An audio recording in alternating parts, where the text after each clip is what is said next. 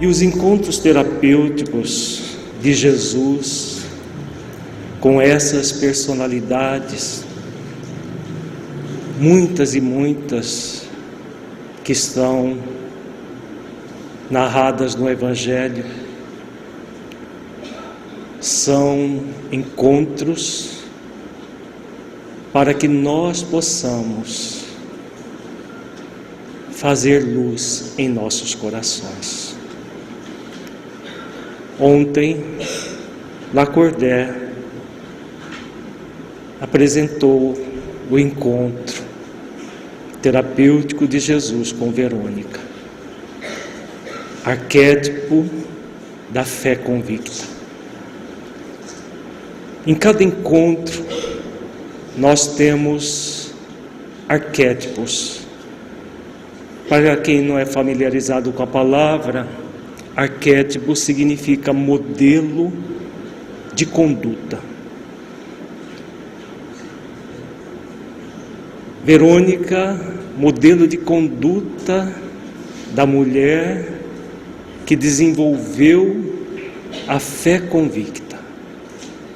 Nos 12 anos de doença, ela foi se trabalhando para não ver a doença como um estorvo, mas para um convite e aprendizado.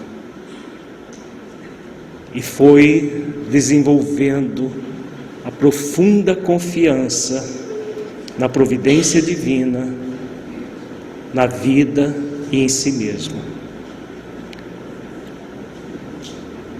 Temos encontros terapêuticos nos quais as pessoas traziam arquétipos egóicos. Existem os encontros terapêuticos em que aprendemos arquétipos de virtude, como o de Verônica, estudada ontem, como o do centurião, que o nosso afro trabalhará à tarde. Encontro de Jesus com Maria de Betânia, outro arquétipo virtuoso. Encontro de Jesus com Maria de Magdala, outro arquétipo virtuoso.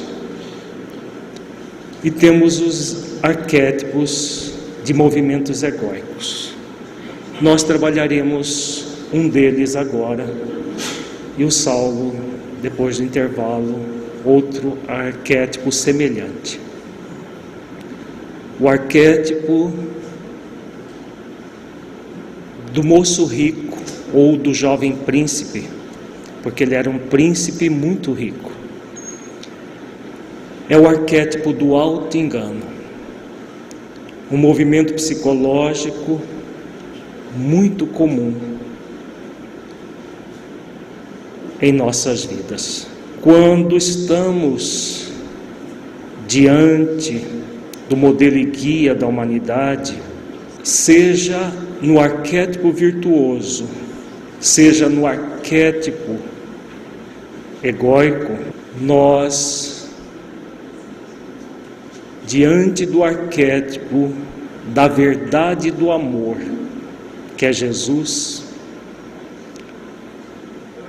vamos identificar vários convites conscienciais. Convite consciencial que vem do arquétipo da verdade e do amor é um convite para ressignificar valores quando estamos envolvidos pelo arquétipo egóico, ou para reforçar valores quando demonstramos um arquétipo virtuoso. Quando Jesus, por exemplo, diz a Verônica: filha, tem de bom ânimo, a tua fé te salvou. Ele reforça para Verônica o arquétipo da fé convicta. A tua fé te salvou. Muito mais do que uma cura transitória.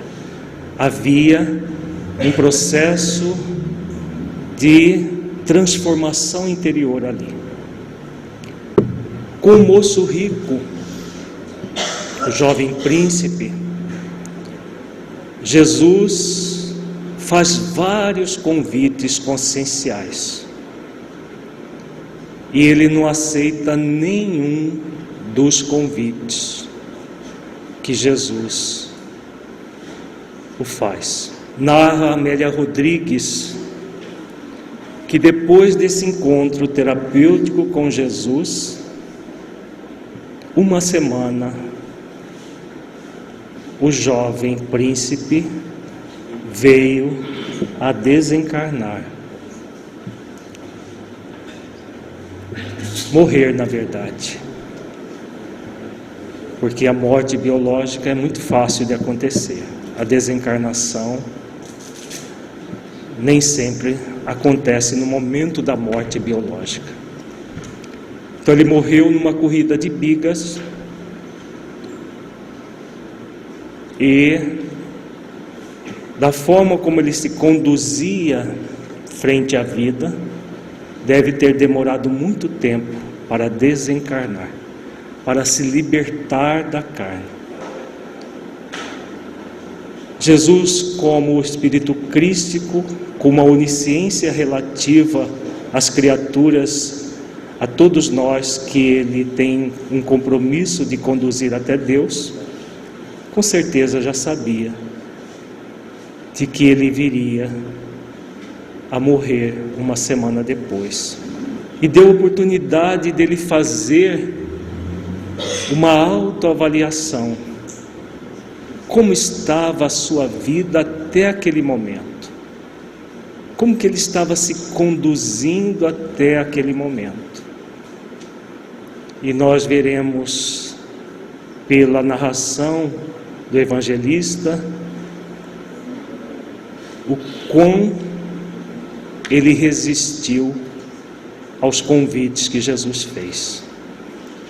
Então, um dos mais graves obstáculos que o espírito imortal em evolução cria para si mesmo é o auto-engano. O auto-engano é aquele movimento em que o espírito parece que está vivenciando as questões profundas da vida, mas de fato está no movimento pseudo-virtuoso. Esse movimento é muito flagrante no jovem príncipe. Ele é mais sutil em Nicodemos, que o Saulo trabalhará depois do intervalo. Em Marta, ele é mais sutil ainda, mas Marta também traz o movimento auto-enganoso, que parece operosidade, mas é auto-enganoso, da pseudo-ocupação. Então existem várias formas do auto-engano se manifestar.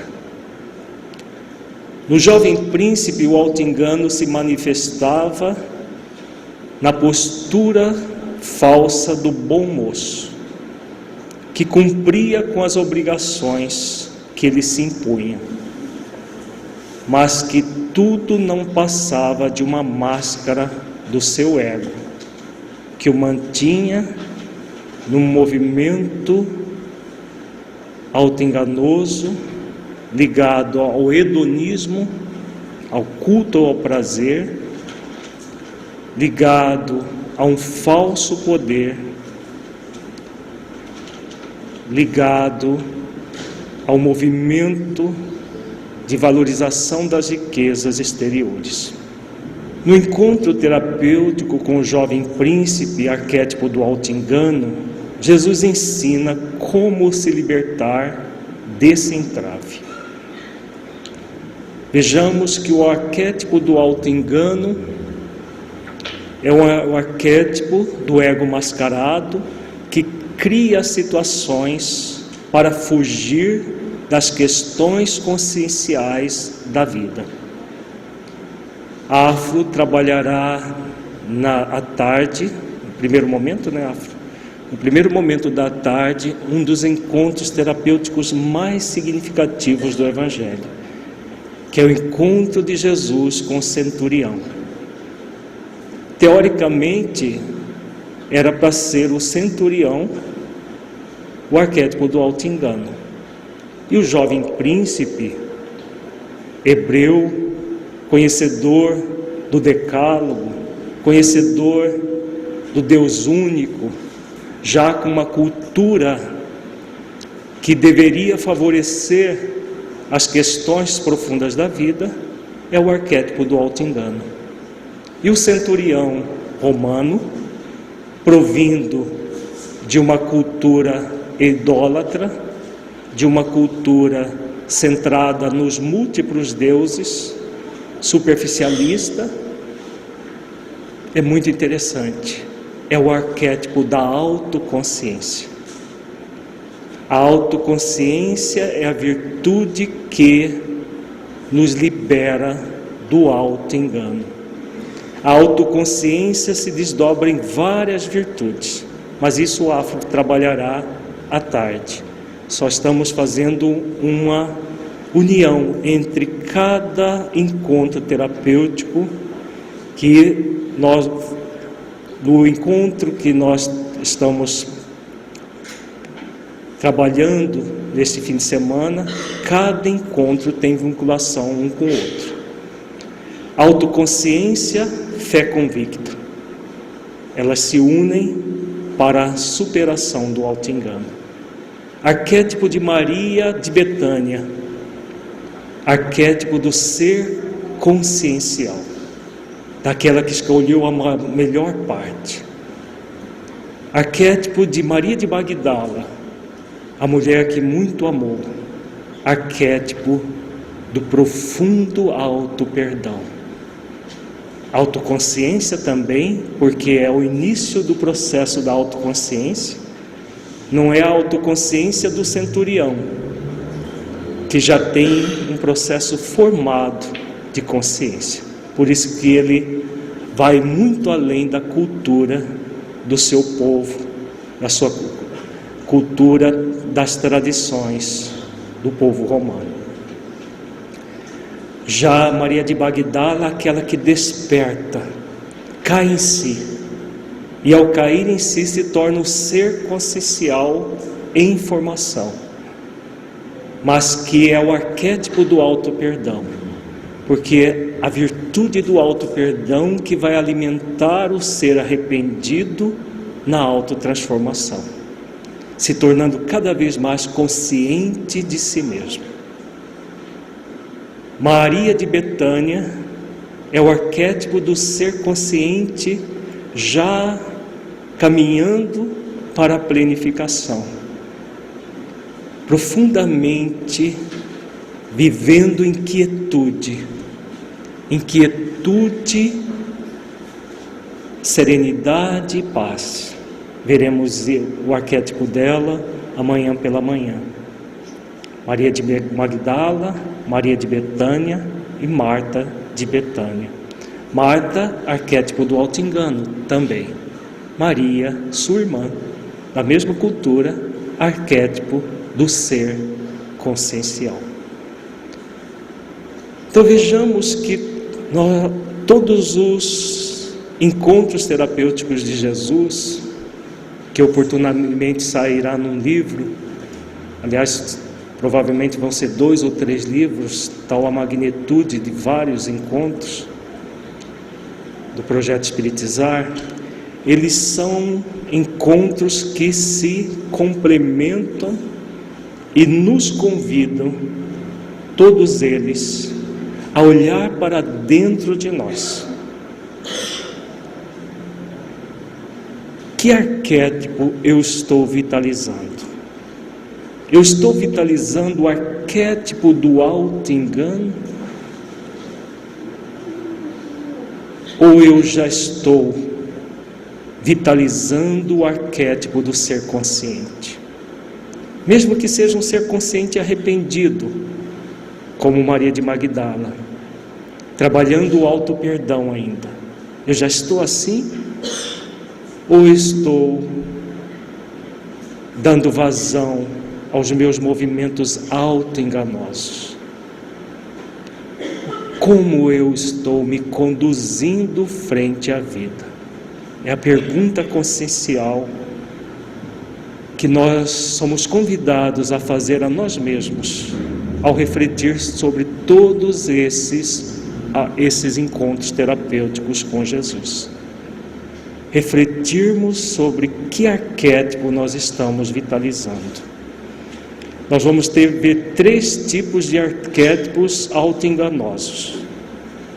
São diferentes formas do ego se manifestar, uns mais mascarados, outros mais evidentes, mas são formas de manifestação auto-enganosa do nosso ego, que nos convida a trazê-los para serem iluminados pela essência divina.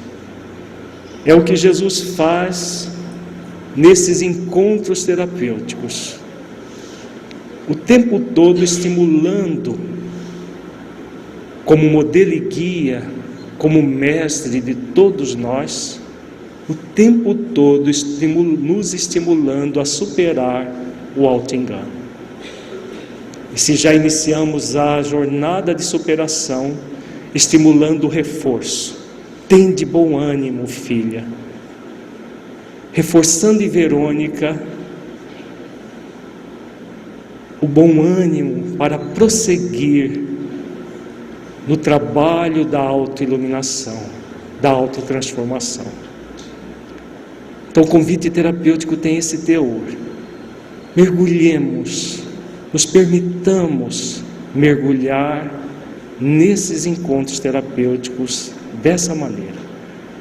Porque se nós ficarmos no movimento enganoso da superficialidade, poderemos acreditar que não temos nada a ver com esse jovem príncipe.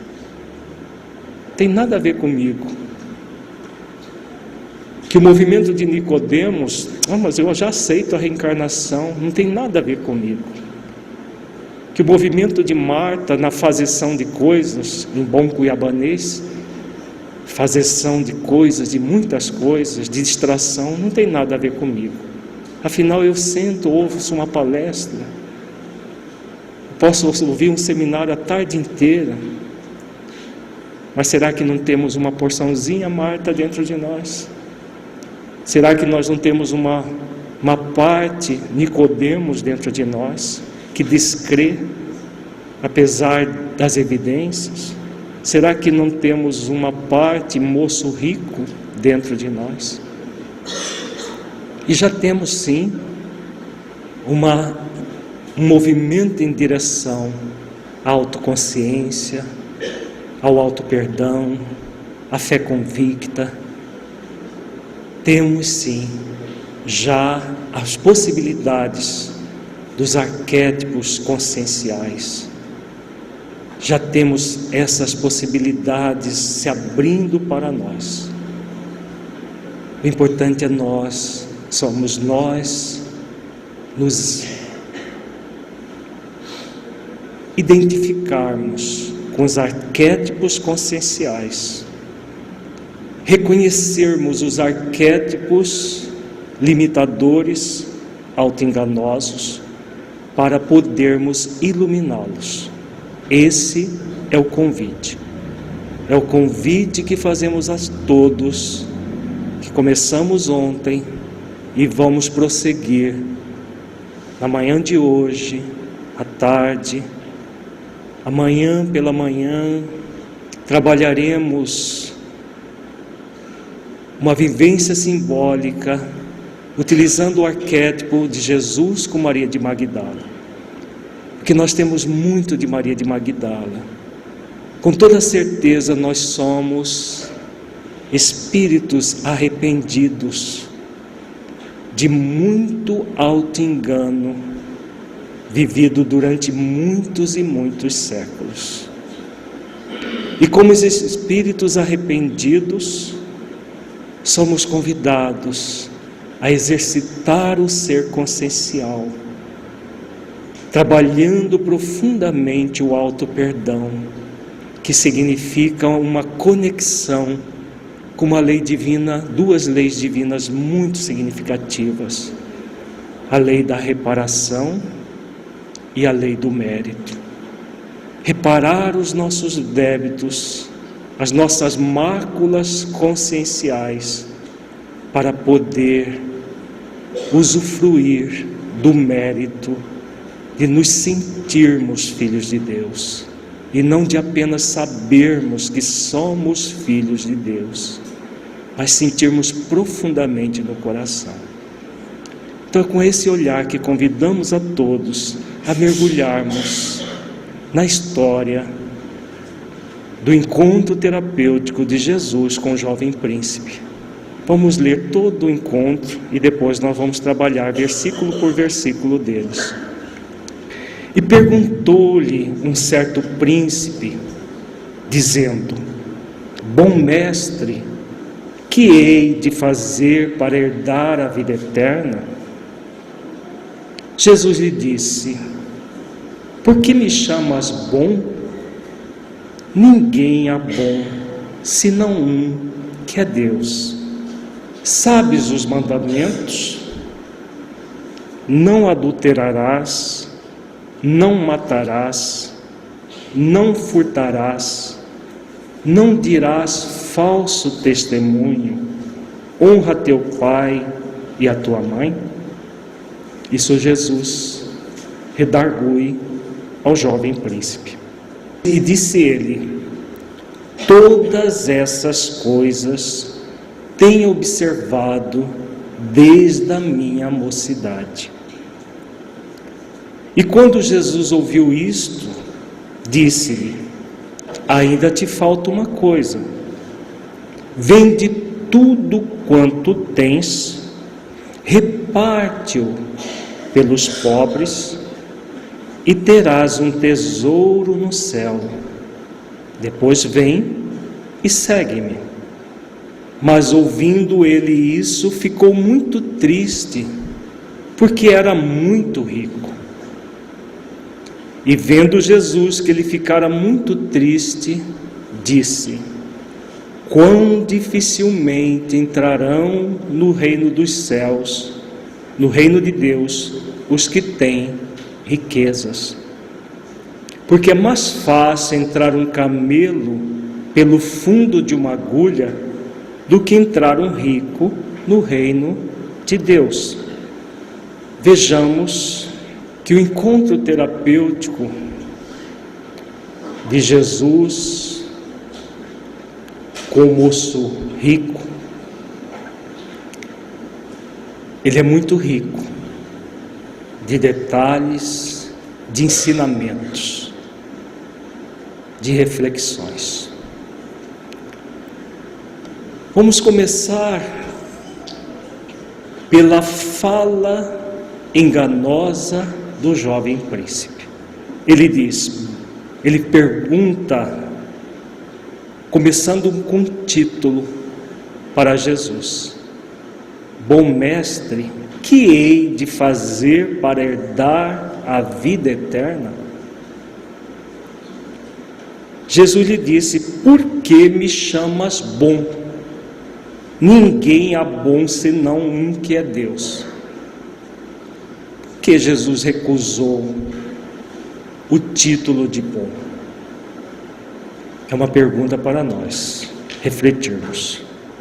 Tudo que um espírito crístico faz, ele faz com uma intenção muito bem direcionada, muito bem pensada, sentida para gerar um ensinamento profundo àquele que ele está realizando aquela ação, para aquela situação. Então não há possibilidade de um espírito crístico como Jesus fazer uma indagação sem sentido, recusar um título sem sentido. Há um sentido consciencial muito profundo nessa recusa e na forma como ele fala ao jovem príncipe. Porque o jovem príncipe, ao falar dar esse título de Jesus para Jesus, bom mestre, ele estava no movimento da bajulação. Quem bajula alguém está querendo o que desse alguém? O que vocês acham? Vamos fazer uma palestra reflexiva porque ela fica melhor, mais participativa. O que ele está querendo? Está querendo alguma coisa em troca. Está querendo, no mínimo, que o elogio seja devolvido, não é? Não, somos todos bons. Como falaria alguém enganoso? Todos nós somos bons, você também é muito bom. E aí ficaria confete para lá, confete para cá. Como fazem todos aqueles que estão no movimento enganoso. Jamais um espírito crístico teria um movimento assim. O espírito crístico age pontualmente, colocando as coisas às claras. Por isso que Jesus recusa o título e transfere o título para Deus, e ao mesmo tempo já começa a oferecer uma pergunta consciencial para o jovem príncipe: por que me chamas bom? Qual é o objetivo dessa pergunta consciencial? Que ele pensasse de forma autoconsciente no movimento dele. Então o movimento dele era autoenganoso, para tentar enganar Jesus. Nesse primeiro momento, a tentativa foi de enganar Jesus. No movimento que Jesus, a pergunta consciencial é para que ele se observasse dentro do seu autoengano. A pergunta do jovem príncipe, isso aqui são orientações do nosso mentor Honório, o texto tem a roupagem nossa. A pergunta do jovem príncipe estava permeada de expectativas sobre o reino dos céus e a vida eterna. Ele tinha ilusão costumeira da grande maioria, e sua juventude era um troféu que exibia diante das riquezas exteriores que não lhe acalmavam a sede de paz. Então, quando ele faz a pergunta sobre a vida eterna, havia uma intenção positiva. Porque o espírito, mesmo no movimento autoenganoso, ele tem uma intenção positiva. Nunca deixa de ter.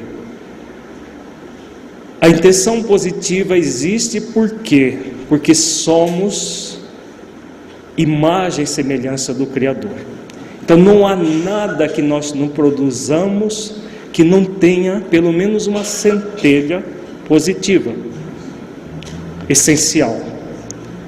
Só que é uma intenção positiva mal direcionada. Ele estava bem intencionado a perguntar sobre o reino dos céus e a vida eterna. Mas ele queria o quê? Uma forma simplista de entrar no reino dos céus. E Jesus coloca a verdade para ele, para que ele refletisse no movimento auto-enganoso. Então ele, apesar de muito rico, apesar de ter tudo, estava sedento de paz. Animado para conquistar a confiança de Jesus, inquire o mestre com adjetivo bom, a fim de impressioná-lo. O mestre, porém, não lhe retribui o elogio superficial com demonstrações de aceitação à colocação do jovem, mas admoesta-o sabiamente, alertando-o da artimanha que estava investido e direcionando para Deus o adjetivo que ele o havia tentado impingir. O mestre sempre estava plenamente consciente das intenções alheias. Essa foi a primeira demonstração de auto-engano do jovem, sem se dar conta da própria ingenuidade em fazer-se dissimulado diante de Jesus. Então ele tentou começar a conversação de forma dissimulada, chamando Jesus de bom, para ganhar, na visão ingênua dele, a confiança de Jesus e poder engabelá-lo. Envolver Jesus, porque ele admirava os feitos de Jesus, então eu vou ser bajulador, porque aí ele também vai me envolver nesse estado de bem-estar.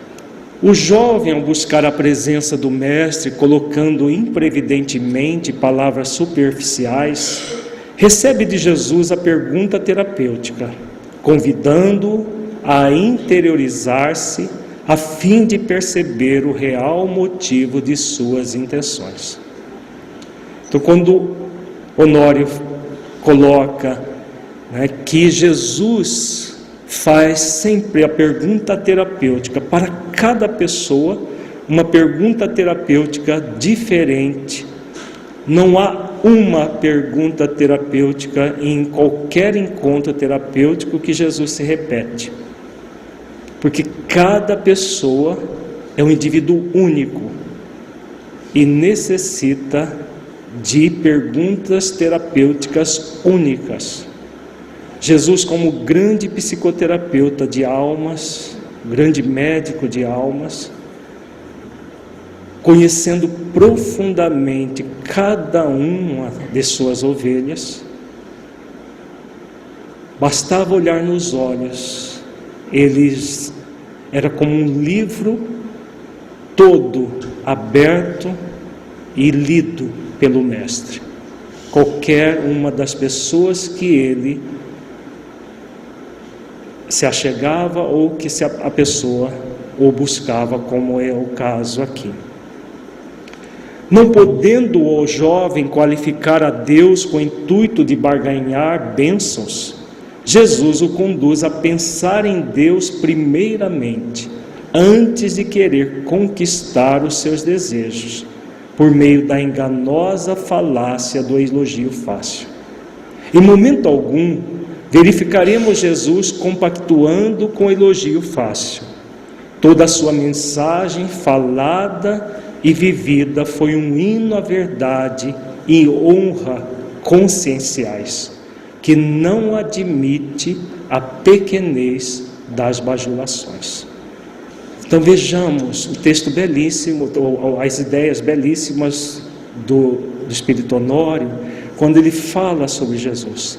Toda a sua mensagem falada e vivida foi um hino à verdade e honra conscienciais. É assim que o Espírito Crístico age, nos convidando a quê? A que ele está nos convidando? Não é apenas ao jovem príncipe que ele está fazendo o convite, é a todos nós. O que ele está nos convidando?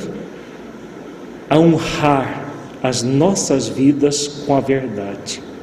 Conhecereis a verdade vos libertará. Somente com a verdade é que nós podemos adentrar profundamente a essência daquilo que é consciencial.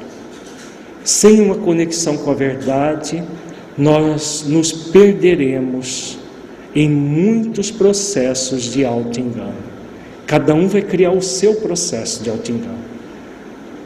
Da mesma forma que não há nenhuma pessoa que vai se tornar um ser consciencial igual ao outro, cada um de nós temos movimentos auto-enganosos diferentes É muito importante que nós identifiquemos o nosso, reconheçamos a existência dele, aceitemos que existe esse auto-engano e aí trabalhemos em função da superação, da transformação do movimento auto-enganoso. Sabes os mandamentos: não adulterarás, não matarás, não furtarás, não dirás falso testemunho, honra teu pai e a tua mãe? Vejamos, aqui é uma afirmação, mas é uma afirmação em tom de pergunta. Por que Jesus não fala dos 10 mandamentos? Ele poderia ter resumido, não poderia? Conheces os 10 mandamentos, ensinado por Moisés, que Moisés psicografou, na verdade ele foi um médium do próprio Cristo, trazendo o decálogo para o povo hebreu? Ele poderia ter resumido, mas por que Jesus destaca aqui alguns mandamentos que o povo hebreu cultuava, nem sempre cultivava, mas cultuava como o grande ensinamento a ser trabalhado no seu dia a dia. Jesus fala de adultério, do matar, do furtar, do falso testemunho e de honrar. Então destaca apenas 5 dos 10 mandamentos. Por quê? Que é pelas feridas morais do moço rico, exatamente. Jesus destacou os 5 mandamentos dos 10 que ele não vivenciava. A solicitação sábia do Mestre Jesus ao jovem rico convidou a dar-se conta de significativas atitudes que ele se permitia realizar em profundo processo de auto-engano. Jovem, de porte atlético e atraente, fazia-se amante de muitas mulheres, acreditando usufruir um direito em pleno auto-engano hedonista. O hedonismo é uma das formas mais recorrentes de auto-engano numa sociedade superficialista. Era a época de Jesus, continua sendo até hoje. O hedonismo significa, literalmente, culto ao prazer. Então, o prazer que ele cultuava nas relações sexuais com essas mulheres, desrespeitando-as para simplesmente ter, entre aspas, o direito ao prazer, gerando dor na outra pessoa. Será que há esse direito de nós, seja conosco, seja com o nosso próximo, usufruir do prazer para depois ter dor a partir do prazer que nos permitimos, usando ou não o outro? É a pergunta consciencial para todos nós. A sua atitude imprevidente, desrespeitosa para com as mulheres, levavam algumas delas a situações de transtornos afetivos pelo desprezo que ele lhes mantinha depois de as usar sexualmente. Então, como ele era muito bonito, porte atlético, rico, com certeza muitas moças foram enganadas com promessas de casamento, como Maria de Magdala. Amanhã a Afro vai falar sobre Maria de Magdala. Ela foi enganada por um patrício que a seduziu, teve os atos sexuais que quis, com promessa de casamento, que ele nunca levou a sério, e quando ele se enjoou dela, a desprezou, e ela foi expulsa da casa pelo pai, só lhe restando a prostituição. Como ela é muito bonita, acabou se prostituindo, por uma escolha, claro, mas a Afro trabalha isso amanhã. Então, muitas vezes acontece isso. Com o jovem príncipe, com certeza muitas mulheres perderam a virgindade. Agora imaginemos, hoje, uma moça quando perde a virgindade já é um drama. Uma sociedade mais aberta. Imaginemos isso numa sociedade hebraica, naquela época de muita ignorância. Então, muitas eram desprezadas e após ele se refestelar em prazer com elas. Corredor de bigas, o jovem se arriscava em desafios de graves proporções, ferindo o mandamento de não matar, vitimado pela ilusão do auto-engano da invulnerabilidade, impondo a ele mesmo o risco de morrer, como de fato aconteceu uma semana depois do encontro com Jesus, conforme afirma Amélia Rodrigues no livro Primícias do Reino.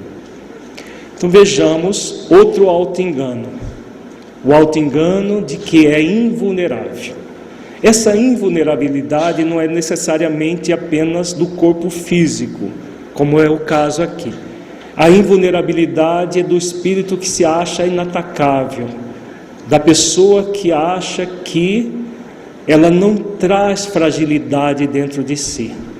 E como ela não traz fragilidade, ela é o máximo, ela é tudo. Gera aquilo que nós chamamos de pseudo-autossuficiência. Então o jovem príncipe, ele trazia essa pseudo-autossuficiência, que vinha do auto-engano da invulnerabilidade. Ele se bastava, ele era um excelente corredor e nunca iria acontecer nada com ele. Trazendo para nós, para a nossa realidade, muitas vezes nós nos achamos que somos autossuficientes, que nós não precisamos orar, que nós não precisamos de ajuda uns dos outros, não somos convidados a buscar ajuda dos mentores espirituais. Isso é puro auto-engano da invulnerabilidade, muito comum também nas nossas personas. Sua riqueza era fruto da exploração das famílias que, tendo de trabalhar em condições degradantes, sofriam o peso e a humilhação do poder e da riqueza que o jovem detinha ilusoriamente. Era o auto-engano do pseudo-poder. Então, o auto-engano do pseudo-poder o levava a praticamente escravizar pessoas em condições degradantes para que ele fosse rico. Muita gente passava necessidade e ele se locupletava com essa riqueza trazida de exploração do outro. Por isso não furtarás. Ele furtava o quê? Ele não era ladrão do ponto de vista legal do termo, mas ao furtar as esperanças, as energias das pessoas que trabalhavam para ele, ele é o pior tipo de ladrão, aquele que rouba a esperança das pessoas, que roubam a dignidade das pessoas. Toda a caminhada de prazeres e da conquista dos haveres daquele jovem gerava nos pais a preocupação e a desilusão dos genitores por ver o futuro do primogênito em franca decadência moral, olvidando os preceitos sagrados do decálogo mosaico, não honrando as tradições saudáveis.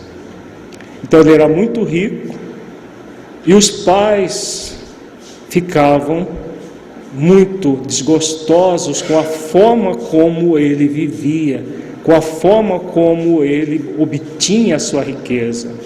Então, o porquê de Jesus destacar, não honrar, da questão de honrar pai e mãe.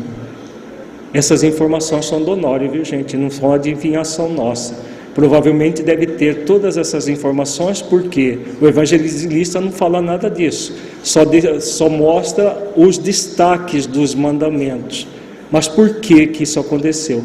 Exatamente por causa de todas essas características do jovem príncipe, que deve ter nas bibliotecas do mundo espiritual, e Honório nos trouxe, como Humberto de Campos narra várias situações que não estão no Evangelho, no livro Boa Nova. Amélia Rodrigues faz o mesmo, e Honório também tem feito o mesmo no projeto Espiritizar, trazido informações que estão nas entrelinhas do Evangelho, e algumas que nem estão no Evangelho, ele tem nos trazido também. Ao penetrar na intimidade do jovem iludido, Jesus acentuou com profunda verdade tudo aquilo que o jovem não estava praticando, auto-enganando-se, e convidou o príncipe a se autoavaliar. Então, quando Jesus está com os 5 mandamentos, era para que ele se olhasse com verdade, para que ele realmente se avaliasse como todos nós somos convidados a nos avaliar, com uma profunda compaixão associada à verdade. Jamais nos avaliar de forma enganosa. Não, é assim mesmo, a vida é assim mesmo. Não, não é. Nem para negligenciar a oportunidade de evolução, nem para exigir uma evolução que nós ainda não podemos ter, mas fazer esforços autoavaliativos, amorosos, com base na verdade. Se fizermos isso, jamais vamos lamentar as nossas escolhas. Agora, se persistirmos no auto-engano, muitas vezes vamos lamentar a escolha feita. Então vejamos um resumo: auto-enganos praticados pelo jovem príncipe. Auto-engano hedonista, a busca do prazer, pura e simplesmente, na vida, sem praticar deveres. Auto-engano da invulnerabilidade, acreditando-se autossuficiente, na verdade, uma pseudo-autossuficiência, que ele não ia sofrer nenhum problema, seja no seu corpo físico, seja na sua vida, porque ele é muito rico, muito poderoso. E auto-engano do pseudo-poder, o poder adquirido não como espírito imortal em transformação, mas como alguém que está ali focado no poder em cima das coisas exteriores. E disse ele: todas essas coisas tenho observado desde a minha mocidade. Vejamos, princípios são para ser observados? Não, são para ser o quê? Vividos. Então, se ele observava os mandamentos, é porque ele os conhecia, mas ficava lá no pergaminho que ele lia, observando. Ah, bonito isso, né?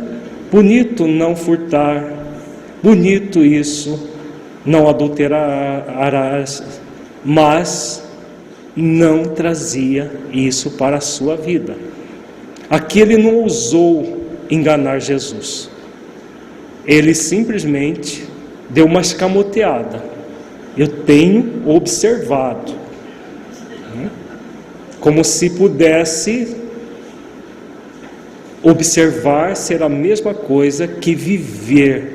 Eu tenho vivido desde a minha mocidade. Ele não tinha como dizer isso depois da primeira fala de Jesus, quando Jesus devolve a questão do bom lá para ele. Diante de Jesus, o jovem reconhece a sua ausência de esforço, admitindo apenas que conhecia as leis e as observava de forma superficial desde a mocidade.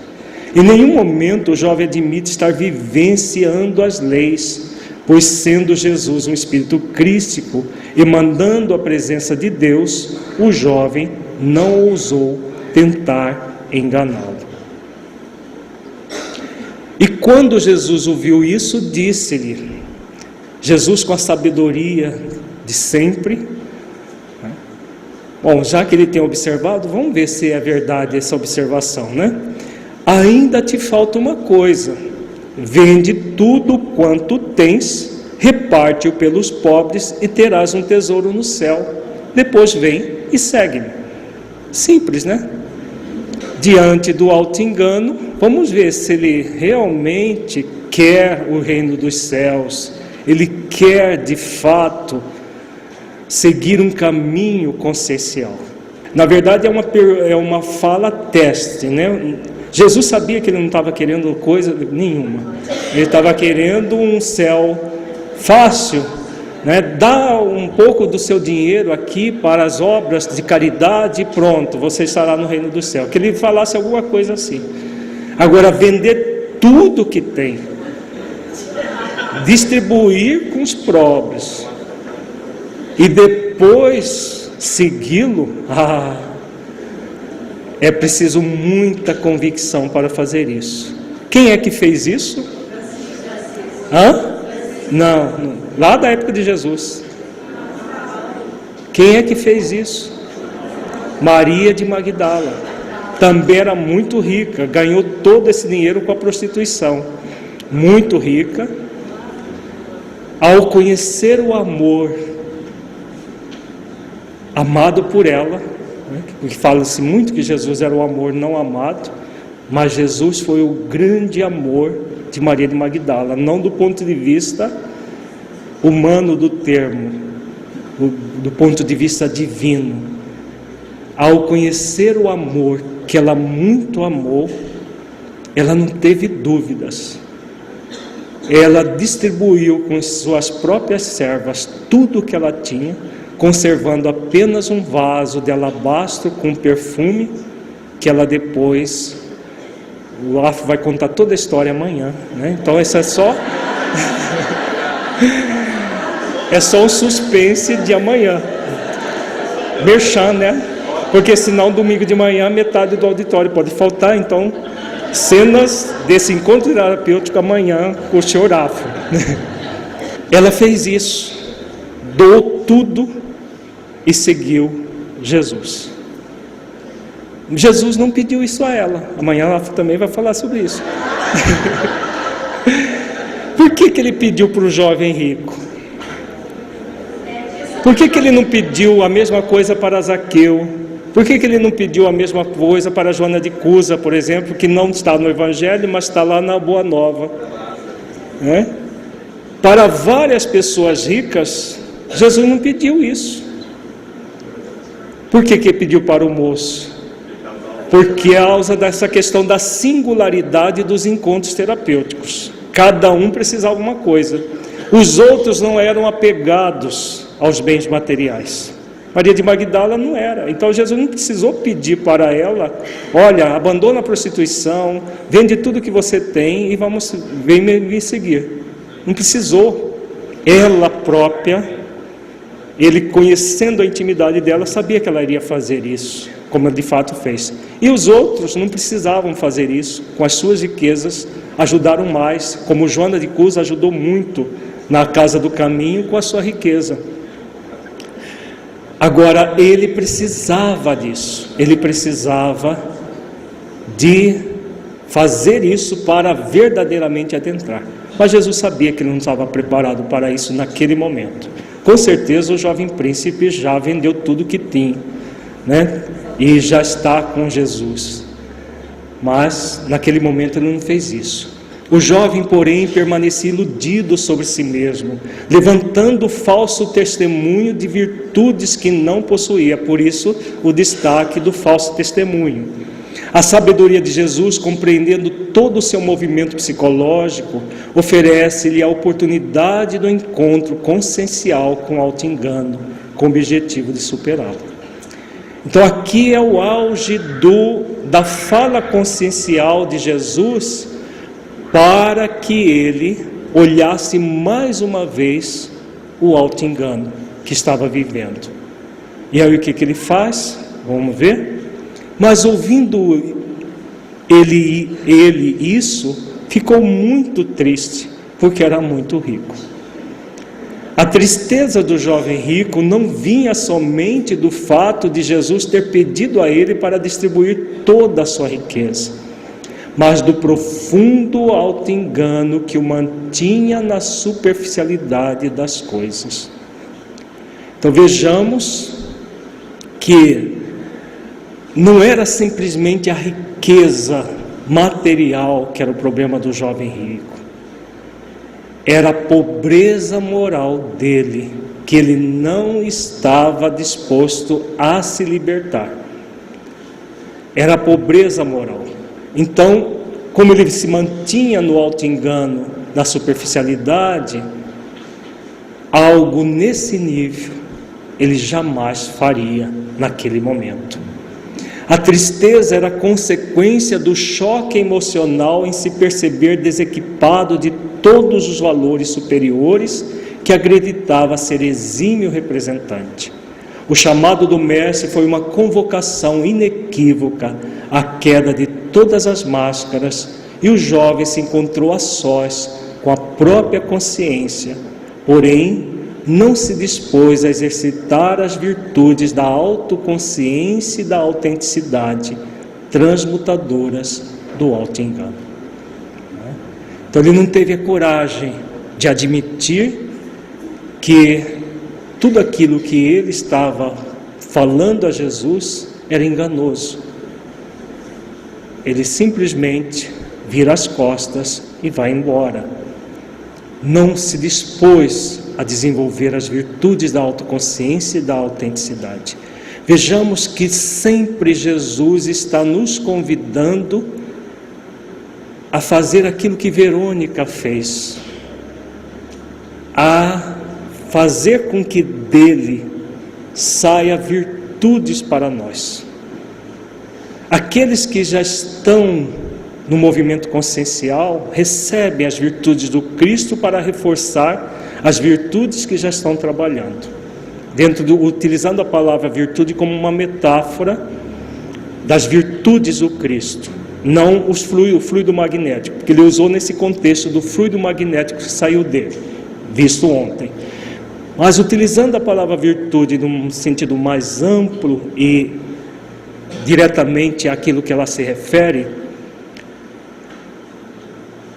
quais virtudes o jovem príncipe deveria fazer sair de Jesus para ele? Não que a virtude saia, mas se Jesus é o modelo e guia da humanidade, nós somos convidados a nos modelar dele. Jesus é o arquétipo de todas as virtudes, que simbolizamos no amor e na verdade como uma síntese. Então a autoconsciência, Jesus ele tem em alto grau, em maior grau? Sim. Autenticidade também? Sim. Então fazer sair virtude do Espírito Crístico é modelar essas virtudes e trazer para as nossas vidas, exercitando essas virtudes no dia a dia. Esse é o convite terapêutico para todos nós. Exercitar as virtudes do Cristo em nossos corações. O auto-engano, as limitações do ego, todos nós trazemos uma limitação em maior ou menor intensidade. O movimento egóico de maior limitação é o que já gerar o nosso propósito existencial para desenvolver aquela virtude. E Jesus é o modelo para que desse exemplo saia a virtude e venha para os nossos corações. Buscar o exemplo do Cristo e trazer para o nosso dia a dia. Foi isso que ele fez com o jovem príncipe.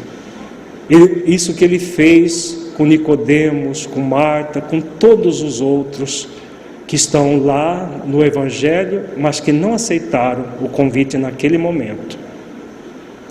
E vendo Jesus que ele ficara muito triste, disse: quão dificilmente entrarão no reino de Deus os que têm riquezas, porque é mais fácil entrar um camelo pelo fundo de uma agulha do que entrar um rico no reino de Deus. É importante lembrar, contextualizar o que é a agulha e o camelo. Se for a agulha que nós conhecemos hoje, então não há possibilidade de nenhum rico se auto-iluminar, porque o reino dos céus é a auto-iluminação. Seria isso? Não. Agulha, na verdade, eram umas aberturas que havia nas muralhas das cidades em que se passava, e eram um pouco estreitas, e às vezes os camelos vinham com cargas enormes. Então precisava tirar a carga, empurrar o camelo para ele passar por aquele buraco que é chamado de agulha, dentro das muralhas.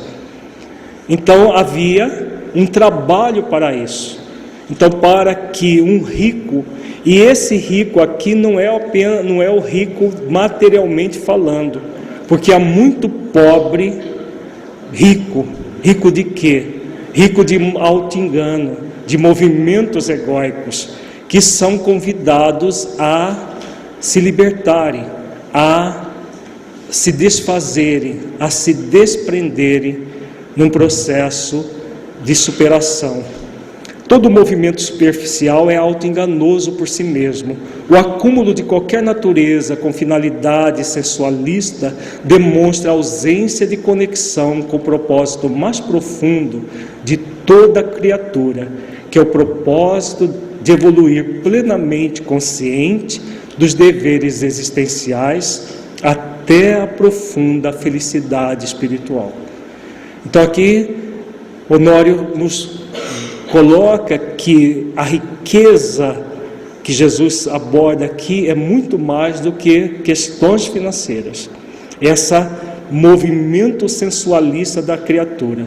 E o movimento sensualista é todo o movimento egóico que evidencia o ego, que intensifica o ego, seja o ego evidente, seja o ego mascarado. E o nosso grande propósito é evoluir plenamente consciente dos deveres existenciais até a profunda felicidade espiritual. Então é necessário nos libertar de todas essas riquezas, entre aspas, e todo esse movimento egóico que nós vitalizamos muitas vezes.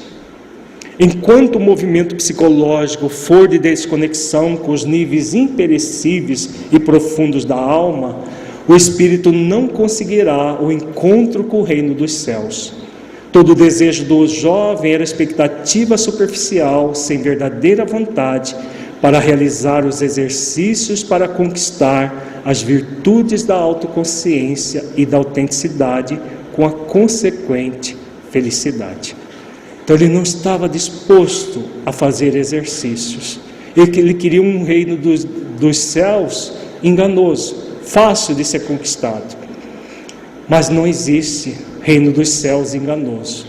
Porque se o reino dos céus está dentro de nós e é uma construção a partir das virtudes em nós, como que ele vai ser auto-enganoso? Então ele não está disposto a conectar com duas virtudes fundamentais, duas leis fundamentais. Que leis são essas? Para que ele possa realmente desenvolver o reino dos céus em si? Trabalho e progresso.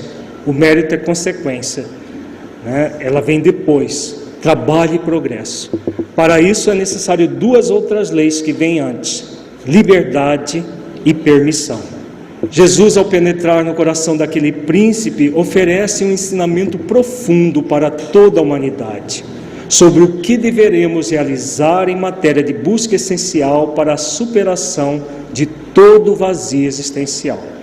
Só é possível a superação do vazio existencial pelo esforço de desenvolvimento das virtudes. O arquétipo do auto-engano ainda está presente em muitos momentos de nosso comportamento. Desvendar o funcionamento de nossas ilusões, superando as influências da vida material, é entregar toda a riqueza egóica, nos humildando em essência, seguindo o Mestre em espírito e verdade. Vejamos esses dois termos utilizados pelo Honório: riqueza egóica, exatamente nesse sentido metafórico, de que todo movimento egóico gera essa riqueza, entre aspas, essa falsa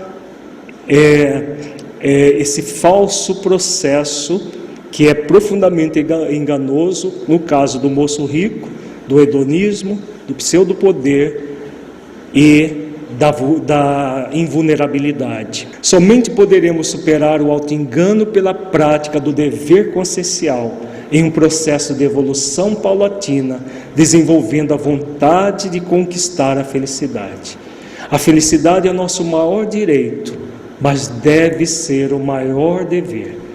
O dever consciencial. Ninguém vai ser feliz por desejos, mas por um trabalho muito intenso, com a sua própria vontade, de fazendo esforços para ser feliz. E não é possível ser feliz cultuando movimentos auto-enganosos. Então, para concluir, resumidamente, nós temos a seguinte tríade: só há dever se há felicidade, e somente há felicidade quando se cumpre o dever. Os três movimentos se completam, não sendo possível a existência de um sem o outro. Então nós temos aqui num gráfico dever, felicidade e evolução. Evolui-se quando nós conectamos com as leis divinas da nossa consciência e desenvolvemos as virtudes no nosso coração. Isso tem a ver com o dever consciencial. Praticar o dever, agir. É o espírito que se entrega às leis divinas para agir desenvolvendo as virtudes. O profundo dever consciencial. A felicidade é a virtude conquista que naturalmente surge a partir desse movimento ligado ao dever.